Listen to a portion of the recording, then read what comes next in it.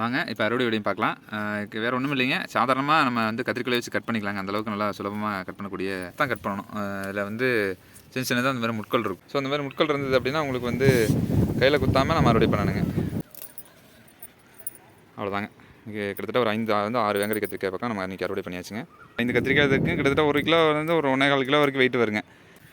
இதுக்கு மண்கல்வி முறை அப்படின்னு பார்த்தீங்க அப்படின்னா முதல்ல நான் கீழே போட்டது என்ன தெரியுங்களா, இந்த சம்மர் டைமில் இந்த மாதிரி காஞ்ச இலத்தலை குப்பையெல்லாம் கிடந்ததுங்க.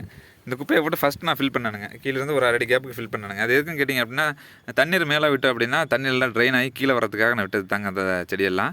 ஸோ அதுக்காக தான் நான் அந்த மாதிரி கீழே முதல்ல போடும்பொழுது தேங்காய் நார் இந்த மாதிரி வேஸ்டேஜெல்லாம் இருக்கு இல்லைங்களா, அந்த மாதிரி தான் நான் அடியில் போட்டுருவேன். அது வந்து உங்களுக்கு மக்கி உங்களுக்கு உரமாகி செடிகள் கொடுக்க கரெக்டாக ஒரு 2 மாதம் ஆயிருங்க. அதுக்காக நான் அந்த மாதிரி போட்டுருவேனுங்க. அதுக்கு அடுத்தபடி என்ன போட்டேன்னு கேட்டிங்கன்னா பழைய மண்கலவை கொஞ்சம் இருந்ததுங்க, செம்மண் இருக்குதுங்க, செம்மண் கலவை கொஞ்சம் போட்டிருந்தானுங்க. அப்புறம் நம்ம கம்போஸ்டிங் பின்னில் கம்போஸ்டிங் பண்ணி வச்சுருந்தானுங்க, காய்கறி வேஸ்ட் கம்போஸ்டிங் பண்ணி வச்சுருந்தோம். இதுங்க அதையும் காட்டுறேன். இதுதான் பார்த்தீங்கன்னா கிச்சன் வேஸ்ட் கம்போஸ்ட்டுங்க. அந்த மாதிரி போட்டு நான் ரெடி பண்ணியிருந்தேன். இந்த குப்பை உரங்கள், காய்ந்த இலத்தலை குப்பைகள் இதெல்லாம் போட்டு அடுத்து மேலே பார்த்திங்க அப்படின்னா கிட்டத்தட்ட ஒரு 3 இன்ச்சு லென்த்துக்கு புது மண்கலவை போட்டிருந்தேனுங்க. ஒரு டைம் க்ரோ பேக் எடுக்கும்பொழுது பழைய மண்கலவையை போட்டு வளர்த்திங்க அப்படின்னா அதில் சத்துக்கள் கொஞ்சம் குறைவாக தான் இருக்கும். புது மண்கலவை முடிஞ்ச வரைக்கும் ஒவ்வொரு வருடமும் மண் மாற்றுற அளவுக்கு உங்களுக்கு இடம் வசதி இருக்குது, உங்களுக்கு மண் கிடைக்கிது அப்படின்னா நீங்கள் வருடம் மாடி தோட்டத்தை பொறுத்த வரைக்கும் நீங்கள் மண் மாற்றுறது நல்ல பெஸ்ட்டுங்க. அப்புறம் அப்படி இல்லை அப்படின்னா நீங்கள் அதிகமாக நீங்கள் அதுக்கு ஊட்டச்சத்து கொடுக்கணும். ஊட்டச்சத்து, நுண்ணூட்டச்சத்து, பேரூட்டச்சத்து எல்லாமே நீங்கள் அது கொடுக்கணுங்க அந்த செடிகளுக்கு. ஏன்னு கேட்டிங்க அப்படின்னா மாடி தோட்டத்தை பொறுத்த வரைக்கும் மண்கலவை வந்து தொட்டியில் முடிச்சிருங்க, பவுண்டரி அதோட முடிஞ்சுது. அதில் எவ்வளோ சத்து இருக்குதோ அதை எடுத்துகிட்டு தான் உங்களுக்கு அதிகமான காய்கள் கிடைக்கும். முடிஞ்ச வரைக்கும் பார்த்திங்க அப்படின்னா இது கிட்டத்தட்ட 7-8 காய்கள் ஒட்டுக்க இருக்குதுங்க. ஸோ இந்த சீசனில் கட் பண்ணி அறுவடை பண்ணி முடிச்சுன்னா அடுத்து உரம் கொடுக்கணுங்க. உரம் கொடுத்தோம் அப்படின்னா தான் அடுத்தடுத்த பூக்கள்லேருந்து எடுத்து உங்களுக்கு நல்லா அடுத்தடுத்த காய்களும் கிடைக்கும்.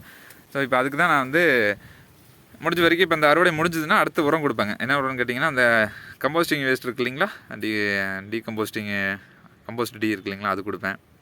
அது வந்து உங்களுக்கு லிக்விட் ஃபெர்டிலைசரை கொடுப்பேனுங்க. அதுக்கு அடுத்தது காய்ந்த இலத்தலை குப்பைகள்லாம் சேர்த்து வச்சுருக்கேனுங்க. எப்போதுமே பார்த்திங்க அப்படின்னா நம்ம மாடி தோட்டத்தில் எப்போதுமே கண்டெய்னர் தெரியுங்களா, ஸோ அந்த கண்டெய்னரில் உங்களுக்கு எப்போதுமே உங்களுக்கு ஃபுல்லாக எல்லாமே குப்பைகள் தாங்க, குப்பைகள் உரங்கள் தான் இருக்கும். ஸோ அதுதான் நான் இதை எடுத்து மாடி தோட்டத்துலேருந்து கொடுத்துட்ருக்குங்க செடிகளுக்கெலாம். அது மாதிரி கொடுத்து வளர்த்து இப்போ எடுத்து அறுவடை தாங்க. அது இந்த செடிகள் வளரும்போது சின்ன விதைகள் போட்டு தான் வளர்த்துதுங்க. மண்கலவையில் இருங்க காட்டுறேன் பாருங்கள். இந்த மாதிரி நல்லா மண்கலவை தயார் பண்ணிங்க. இந்த மண்கலவை தயார் பண்ணுறோம் இல்லைங்களா, இதுக்கப்புறம் பார்த்திங்கன்னா விதைகள் வந்து உங்களுக்கு பஞ்சகாவியாவோ இல்லை தண்ணியிலே ஊற வச்சுக்கலாங்க. இல்லைனா ஒரு முடிச்சு ஒரு துணி இருக்கு இல்லைங்களா, துணியில் முடிச்சு போட்டுங்க, தண்ணியில் ஊற வச்சு அடுத்த நாள் காலை எடுத்து ஒழிக்கலாங்க. அப்படி இல்லை எதுவுமே பண்ண முடியலன்னா நீங்கள் ராவாக அப்படியே இந்த சீட்ஸ் எடுத்து தெளிச்சிட்டுங்க லைட்டாக ஒரு லேயர் மண்ணை போட்டு மூடி விட்டிங்க அப்படின்னா ஒரு 20-25 நாளுங்க சொல்லும்போது உங்களுக்கு செடிகள் நல்லா வளர்ந்துருங்க. இது பார்த்திங்கன்னா இருக்குது பார்த்திங்களா, இதான் வந்து வேங்கரி கத்திரிக்காயினுடைய செடிங்க. இது வந்து பார்த்திங்கன்னா ஒரு 1.5 மாதம் 2 மாதங்கும் போது உங்களுக்கு அதனுடைய வளர்ச்சிங்க. கிட்டத்தட்ட இது ரொம்ப ரேராக தாங்க வளர்ந்துருக்குதுங்க. ஏன்னு கேட்டிங்கன்னா இது தண்ணி விட்டு நான் வளர்த்தும் போது வளரலைங்க. இப்போ மழை பெஞ்சது இல்லைங்களா, அந்த மழையில் வளர்ந்த கத்திரிக்காய் செடியினுடைய நாற்றுகள் தான் இது எல்லாமே. ஸோ கத்திரிக்காய் செடி நாற்றுகள் கிட்டத்தட்ட பார்த்திங்கன்னா ஒரு 7-8 நாற்றுகள் வளர்ந்துருக்குதுங்க. இந்த மாதிரி தாங்க வளருங்க. இது இந்த டைமில் பிடுங்கிக்கலாங்க, ஏன்னா 3 நாளெல்லாம் வந்துருச்சுங்களா. ஸோ இந்த டைமில் இதை நம்ம பிடுங்கி தொட்டி மாற்றி வச்சோம் அப்படின்னு நல்லா அறுவடை எடுக்கலாங்க. காய்களும் நல்லா பெரிய பெரிய காய்களும் கிடைக்கும், நமக்கு நல்ல அறுவடையும் கொடுக்கும். நல்லா வீட்டுக்கு தேவையான காய்கறிகளும் சுத்தமான காய்களாக ஆர்கானிக் காய்களாக நம்ம இதுலேருந்து அறுவடை பண்ணி எடுத்துக்கலாம். இவ்வளோ தாங்க இந்த வேங்கரி கத்திரிக்காய் வளர்ப்பு முறை. இவ்வளோ தாங்க. வாங்க இப்போ அறுவடை வீடியோ பார்க்கலாம். வேறு ஒன்றும் இல்லைங்க. சாதாரணமாக நம்ம வந்து கத்திரிக்கோலை வச்சு கட் பண்ணிக்கலாங்க. அந்தளவுக்கு நல்லா சுலபமாக கட் பண்ணக்கூடிய ஒரு காய்கறி ரகம் தாங்க இதெல்லாம்.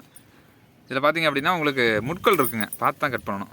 இதில் வந்து சின்னதாக அந்த மாதிரி முட்கள் இருக்கும். ஸோ விரலில் உங்களுக்கு படுது அப்படின்னா சின்னதாக உங்களுக்கு காயங்கள் ஏற்பட வாய்ப்பு இருக்குதுங்க. ஸோ அதனால் முடிஞ்ச வரைக்கும் நம்ம முட்களை விட்டு நம்ம கட் பண்ணி எடுத்துட்டோம் அப்படின்னா உங்களுக்கு காய்கறிகள் நல்லா ஈஸியாக அறுவடை பண்ணிக்கலாங்க.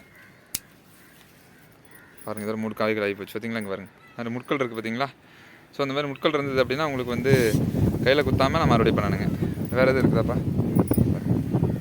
வாங்க போன் போய் ஒன்று அறுவடை பண்ணிக்கலாம்.